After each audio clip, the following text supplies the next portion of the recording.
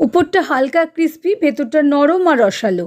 Rathyatra special এই মুগা পিঠা বা চন্দ্রকান্তি পিঠা হলো নারকেল, চিনি আর মুগ ডালের কম্বো। উড়িষ্যার এই রথযাত্রা স্পেশাল ভোগ একটা খেলে দুটো খেতে ইচ্ছে করবে, সত্যি বলছি। তাহলে চলুন বন্ধুরা, আর দেরি না করে দেখে নেওয়া যাক আমার আজকের ভিডিও। এর জন্য দেখুন, প্রথমেই একখানা বাটি নিয়ে নিয়েছি, তাতে মেজারিং কাপের 1 কাপ হলুদ মুগের ডাল আর 1/4 কাপ মতন জিরা রাইস আমি নিয়ে নিয়েছি। যে চালের ভাত আমরা রেগুলার খাই সেই চালই নিয়েছি, আপনারা যে চালের ভাত খান সেই চালটাই নেবেন। ভালো করে কষলে 2-3 বার জল পাল্টে ধুয়ে 5 থেকে 6 ঘন্টা ভিজিয়ে রাখতে হবে। তারপরে দেখুন জলটা ভালো করে আবারও ধুয়ে নিয়ে চাল ডালটা অল্প জল দিয়ে ভালো করে স্মুথ করে বেটে নিয়েছি। এই ব্যাটারটা কিন্তু সবটা ভালো মতন বাটা হবে, কিন্তু একদম ফেনা ওঠা বাটা হবে না, একটুখানি দানা দানা থাকবে, মানে হালকা সুজির মতন দানা যেন থাকে চাল ডালের। এইরকমভাবে নিয়ে গ্রাইন্ডিং জার দিয়ে অল্প জল অ্যাড করে নিয়েছি আর ভালো করে হুইস্কারের সাহায্যে ফেটিয়ে নিয়েছি। এটাকে সাইডে সরিয়ে রেখে নিচ্ছি। এবারে তাওয়াতে 1.5 কাপ পরিমাণ জল আমি গরম হতে বসিয়ে দিয়েছি। এবারে এর মধ্যে 1 বাটি পরিমাণ বা মেজারিং কাপের 1 কাপ পরিমাণ নারকেল কোড়া, 1/2 কাপ পরিমাণ চিনি, আপনারা চাইলে চিনির পরিমাণটা আর একটু বাড়িয়ে নিতে পারেন, 2 টেবিল চামচ পরিমাণ সাদা তিল ড্রাই রোস্ট করে, মৌরি 1 চামচ মতো সেটাকেও ড্রাই রোস্ট করে আমি হালকা করে কোর্সলি গ্রাইন্ড করে নিয়েছি, 1/4 চামচ পরিমাণ গোলমরিচের গুঁড়ো আর 1/4 চামচ পরিমাণই নুন আর ছোটো এলাচ গুঁড়ো করে নিয়েছি, সঙ্গে 1 চামচ পরিমাণ ঘি দিয়ে দিয়েছি। এবারে সবটা ভালো করে নেড়েচেড়ে মিশিয়ে নিচ্ছি আর বয়েল আসার জন্য অপেক্ষা করছি। যখন দেখবেন জলে এরকম বয়েল এসে গেছে সেই পর্যায়ে গ্যাসের ফ্লেমটা লোতে করে নিতে হবে আর আমাদের বাটার চাল ডালটা অ্যাড করে নিতে হবে। সিম আঁচে সবটা সমানেই নাড়তে হবে যাতে এর মধ্যে কোনো গুটলি অংশ না তৈরি হয়। এরকমভাবে নাড়তে নাড়তে প্রথম দিকে দেখবেন হালকা করে গুটলি আসতেও পারে, সেই জন্য আমি এটাকে পরে হুইস্কারের সাহায্যে করে নিচ্ছি।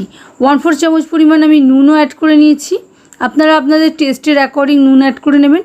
ভালো করে দেখুন হুইস্কারের সাহায্যে আমি এটাকে সমানেই নাড়াচাড়া করেছি যাতে এর মধ্যে কোনো লাম্প তৈরি না হয়। তারপরে স্প্যাচুলা দিয়ে অনবরত নাড়ছি, নাড়তে নাড়তে এটা অনেকটাই ঘন হয়ে আসবে, কিন্তু খুব বেশি টাইট করে এটা বানাবেন না, কারণ ঠান্ডা হওয়ার পর এটা আরও খানিকটা শক্ত হয়ে যাবে, যেহেতু চাল ডাল আছে এর মধ্যে, সেজন্য একটু নরম অবস্থাতেই নামিয়ে নিতে হবে। যখন দেখবেন এরকম তাওয়া ছেড়ে দিচ্ছে তখনই এটাকে নামিয়ে নিতে হবে। আর সবশেষে আমি এর মধ্যে আরও 1 চামচ পরিমাণ ঘি দিয়ে দিলাম যাতে ফ্লেভারটা ভালো অ্যাড হয় আমাদের পিঠের মধ্যে, আর খুব সহজে দেখবেন এরকম তাওয়াটা ছেড়েও দিচ্ছে। এইভাবে যখন দেখবেন নরম নরম অবস্থায় ছেড়ে দিয়েছে সেই অবস্থায় এটাকে নামিয়ে নিয়ে সঙ্গে সঙ্গেই একখানা ঘি গ্রিজ করা এরকম স্কোয়ার আমি কেক টিনের মধ্যে এটাকে নামিয়ে নিয়েছি। সবটা নামিয়ে নেওয়ার পর সমান করে নিচ্ছি, একদম সমান করে আমি রেখে দেবো ঘন্টাখানেকের জন্য, যতক্ষণ না এটা পুরোপুরি ঠান্ডা হয়ে যাচ্ছে। ঠান্ডা হওয়ার পর আমি এটাকে ভালো করে ছুরির সাহায্যে পিস পিস করে কেটে নিচ্ছি। আপনারা যেরকম ধরনের পিস করতে চান সেই রকম করবেন। আমি এরকম স্কোয়ার স্কোয়ার করে কেটে নিয়েছি। তারপরে এটাকে আমি কেক টিন থেকে বার করে নেব। গ্যাসে একটা কড়াতে আমি তেল গরম হতে বসিয়ে নিয়েছি, এটা রাইস ব্র্যান অয়েল, সেই জন্য কালারটা একটু লালচে। এবারে এর মধ্যে আমাদের পিঠেগুলো অ্যাড করে নিতে হবে। তেলটা খুব ভালো মতন গরম হওয়ার পরেই আমি কয়েকটা পিঠে অ্যাড করে নিয়েছি। প্রথমেই নাড়াচাড়া করব না, সিম আছে এটাকে একটু সময় ধরে হতে দিতে হবে। এটা ভাজতে কিন্তু একটু বেশি সময় লাগবে, কিন্তু ভালো করে ভাজা না হলে ভেতরটা কাঁচা রয়ে যাবে আর একটা স্মেল আসবে চাল ডালের, সেই জন্য এটা সিম আছে এরকম লালচে করে ভেজে নিতে হবে। দেখতেই পাচ্ছেন কতটা পিঠেগুলো টিম দেখতে হয়েছে। এবার আমি তুলে নিচ্ছি।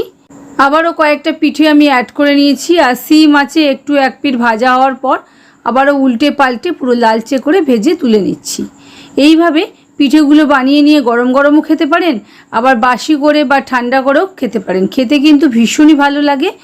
রেসিপিটা বাড়িতে একবার অবশ্যই ট্রাই করবেন আর কেমন হয়েছে আমাকে কমেন্টে জানাতে একেবারেই ভুলবেন না। ভালো থাকবেন।